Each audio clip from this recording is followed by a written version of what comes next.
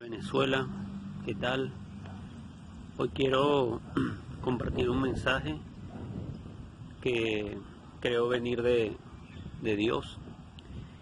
Y bueno, estamos en los primeros días de diciembre del año 2020. El 2020 pues ha sido un año bastante movido, un año de muchas incertidumbres, un año de mucha tristeza, de mucho dolor, donde muchos proyectos pues sencillamente no se pudieron dar, los proyectos que el hombre como tal tenía. Y bueno, no ha sido un año fácil, digámoslo así.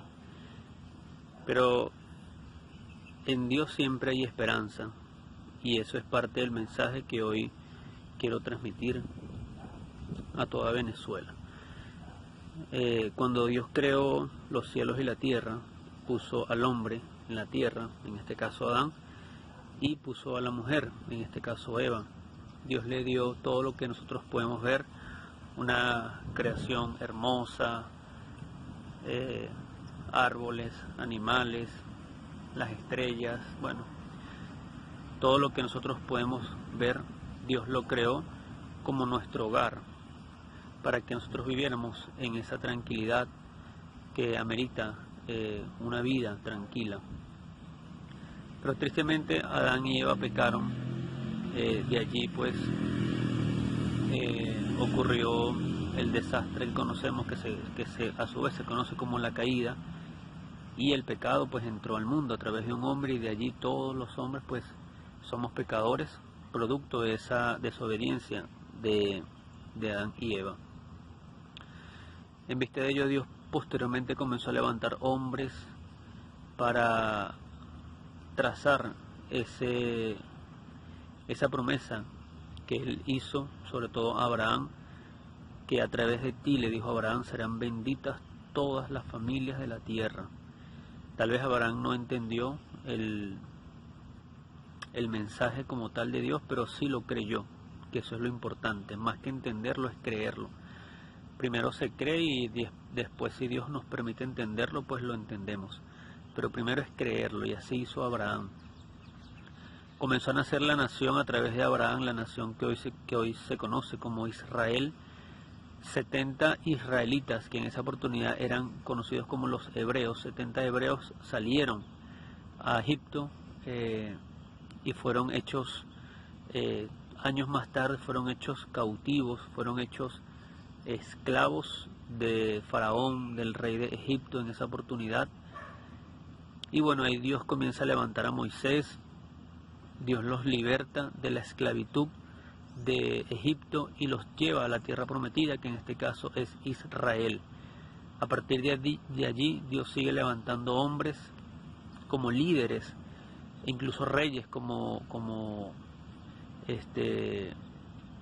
Salomón y como otros reyes, el mismo rey David, para liderar a ese pueblo que es el pueblo de la tierra prometida de Dios, Israel. Sin embargo, esa libertad no existía en plenitud, porque vemos cómo ellos eran esclavos a su vez del pecado, de la idolatría, de adorar a falsos dioses, como por ejemplo a Baal, y eso los llevó a su vez a que fueran cautivos de otros pueblos, de Babilonia y así otros pueblos. Y Dios seguía levantando profetas, y esos profetas seguían declarando palabras que venían de lo alto, diciendo que vendría el momento de ser libres, vendría el momento de ser rescatados de esa esclavitud. Siguieron pasando los años, el Imperio Romano comenzó a tomar ese puesto de dominio en el mundo, y bueno, Israel quedó bajo el dominio del Imperio Romano en esa oportunidad. Durante 400 años aproximadamente hubo un silencio total de parte de Dios. Y en esos 400 años se fue perfeccionando lo que se conoce como la más cruel, la más despiadada tortura que el Imperio Romano hacía a aquellas personas que los robaban o que cometían algún tipo de delito como homicidio. Y esa tortura es la que se conoce como la muerte en el madero, la muerte en la cruz, que ellos morían lentamente, desangrados, deshidratados, había un colapso en el organismo, y bueno, eso les causaba la muerte, una muerte extremadamente dolorosa, pero todo eso lo permitió Dios con un propósito determinado. Por allá, en una virgen llamada María, fue concebida por obra y gracia del Espíritu Santo, como lo muestra la Biblia, y ella dio a luz a un hombre, a un varón. En este caso fue llamado Jesús. El Antiguo Testamento también lo conoce como Emmanuel, que es Dios con nosotros. Ese hombre comenzó a crecer como todos crecemos y comenzó su ministerio público. Ahí los estudiosos de la Biblia veían que se estaban cumpliendo algunas profecías de aquel que había de venir en algún momento. El profeta Juan el Bautista también decía que él era el hombre que había de venir. Entonces, yo quiero que nos ubiquemos en ese tiempo, en ese espacio en donde Jesucristo nació. Como les comenté anteriormente, el Imperio Romano pues era el que dominaba a toda esa población, en este caso a Israel y a otras naciones más, pero hablando específicamente en este caso a Israel. Y como dominio total de un imperio hacia una nación, esta nación no tenía libertad de nada. Ellos dependían completamente de lo que Roma dijera o quisiera hacer. Por su parte, en Roma como tal, se fraguaba la más despiadada muerte, por decirlo de alguna manera, en algunas personas, sobre todo, específicamente en los esclavos. Y eso es lo que se conoce como el Coliseo de Roma, donde los gladiadores, ellos hacían esas batallas con esclavos y colocaban a los esclavos a luchar o a pelear contra leones, contra tigres. Y bueno, vemos que era un derramar de sangre impresionante. Niños, adultos, ancianos eran los espectadores y ellos se gozaban de esa muerte tan despiadada que le hacían a los esclavos. Entonces eso nos permite a nosotros ver más o menos la condición del hombre que existía en esa oportunidad, una condición de esclavitud total, absoluta. Eso es lo que se manejaba en ese tiempo. Entonces, viéndolo desde el punto de vista de Israel, Jesucristo comienza su ministerio. Los israelitas, ellos y otros civiles u otras personas de otros países o de otras naciones, veían que allí en Jesús, en ese hombre que hacía milagros, maravillas, que hablaba con una autoridad que no la tenían los fariseos ni los escribas de esa oportunidad, ellos veían que allí existía esa salida, esa oportunidad de ser libres. Lo que pasa es que ellos lo malinterpretaron en esa oportunidad, creyendo que la libertad era una libertad terrenal, en donde iban a ser libres del Imperio Romano. Por eso es que en el libro de 1 Corintios Pablo habla de que Dios ocultó la sabiduría a los reyes de esa oportunidad, porque si ellos hubiesen sabido el propósito que Dios tenía, eso no se hubiese cumplido. Entonces, imaginemos ese momento en donde esos israelitas, hebreos, judíos, estaban creyendo que su tiempo de libertad había llegado para ellos. De pronto, de la noche a la mañana, arrestan a Jesús, comienzan a enjuiciarlo y la multitud comienza a estar a favor de Barrabás y no de Jesucristo de Jesús para ser libre. Entonces yo me imagino a esas personas que sí creían en Jesús, me imagino que estaban confundidos, que estaban tristes. Muchos tal vez se deprimirían viendo que la única opción que ellos tenían estaba a pocas horas de ser crucificado, de ser muerto. Y efectivamente fue así. La sentencia se dio, Jesucristo fue llevado al madero, fue llevado a la cruz y murió. Esa esperanza que existía en ese hombre se desvaneció. Y me imagino el llanto, la tristeza de todas esas personas, tal vez una incertidumbre como muchos vivimos en el 2020, creyendo que muchos de los planes que teníamos se iban a cumplir, pero ocurrió esta pandemia del coronavirus. Los planes que teníamos en nuestra mente pues sencillamente no se dieron. Y bueno, al tercer día resucitó Jesucristo de los muertos. La Biblia establece que dice: oh muerte, ¿dónde está tu aguijón? Oh sepulcro, ¿dónde está tu victoria? Entonces la victoria que se esperaba de otra manera, que se esperaba a través de un rey terrenal, de un emperador terrenal, esa victoria la libró Jesucristo en la cruz al derrotar la muerte de una manera totalmente distinta a como las personas la tenían pensado. Y eso hizo que esa esclavitud satánica que existía, que mantenía al hombre atado al pecado sin ninguna opción de ser libre, eso lo rompió Jesucristo al morir por nosotros en ese madero, en esa cruz.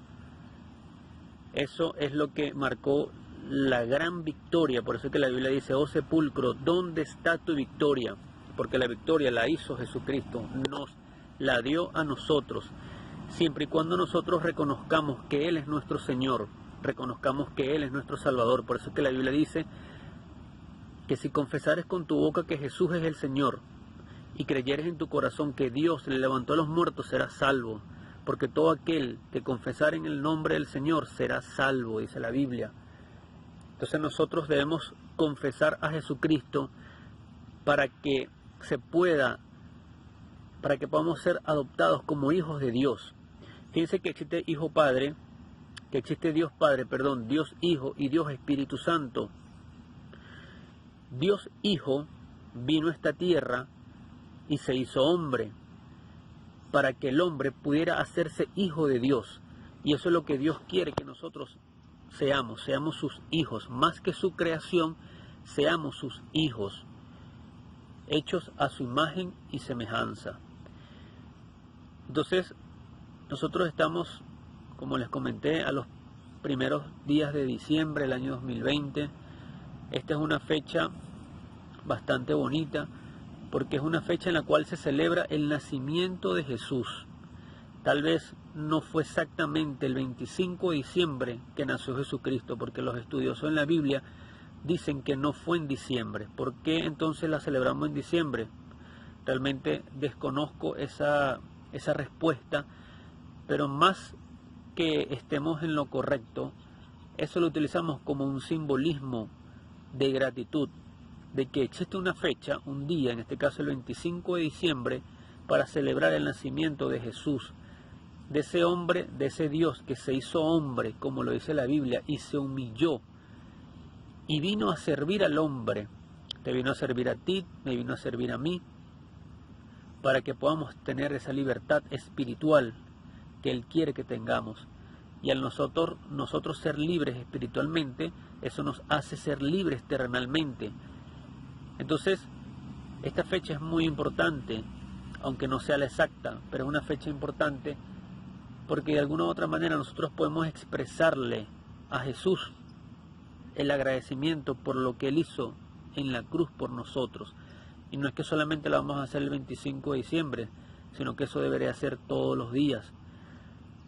Así como nosotros nos alegramos cuando un familiar cumple años y tratamos de arreglarnos lo mejor que podamos para compartir ese momento grato con él, hagamos también eso en las vísperas del nacimiento de Jesús, que sería el 24 de diciembre. que cuando estemos sentados allí en la mesa con nuestra familia, con la comida que Dios nos permita tener en ese momento, podamos dedicarle un momento de agradecimiento a Jesús y decirle eso, decirle gracias Jesús por haber muerto en la cruz por mí, por haberme dado esa opción de que a pesar de ser pecador, yo pueda ser libre del pecado e ir al cielo después de esta vida y vivir eternamente junto a ti. Gracias por no permitir que vaya al infierno, porque el que no confiese el nombre del Señor Jesús en esta tierra, en esta vida, tristemente esa persona va al infierno.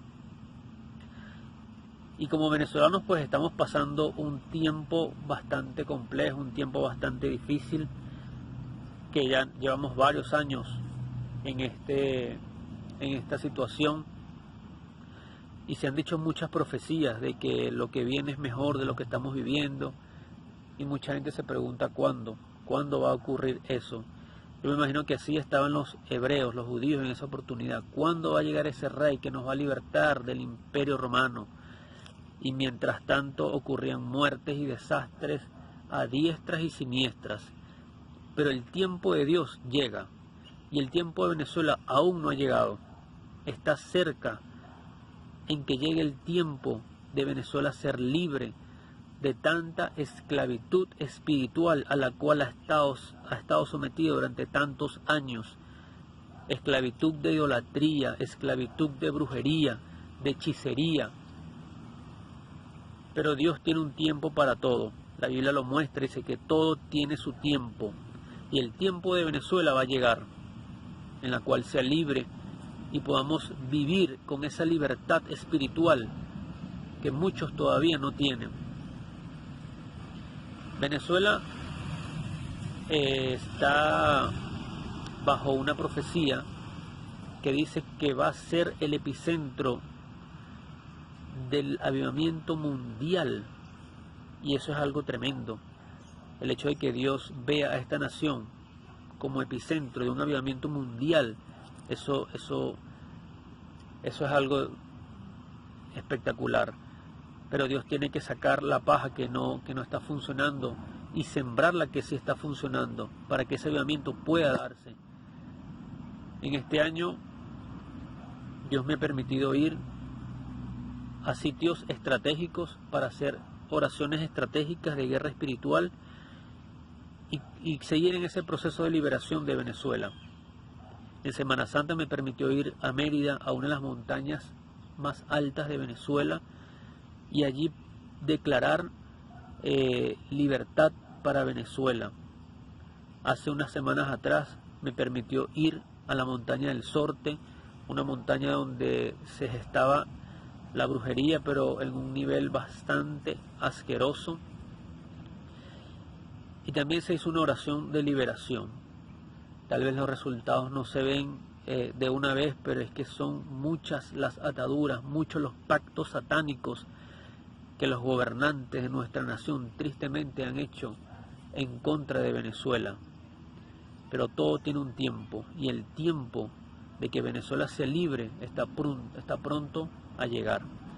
Quería transmitirles esa palabra que Dios me mandó pues a decirlo temprano, y decirte, Venezuela, que hay esperanza, que en Dios siempre hay esperanza, que viene un año nuevo, que para muchos es de incertidumbre, otros dicen que un año más terrible que el que pasamos, pero en Cristo Jesús todas las cosas nos ayudan para bien. E independientemente de las cosas que pasen a nuestro alrededor, siempre nosotros vamos a vivir en bendiciones. Eso debemos tenerlo presente. Bueno, Venezuela, bendiciones para ti. Seguimos luchando por ti, Venezuela, y va a llegar el momento en que el lloro se convierta en gozo, Venezuela. Y no dejemos nunca de creer que Dios es quien tiene la última palabra en nuestra nación venezolana. Amén.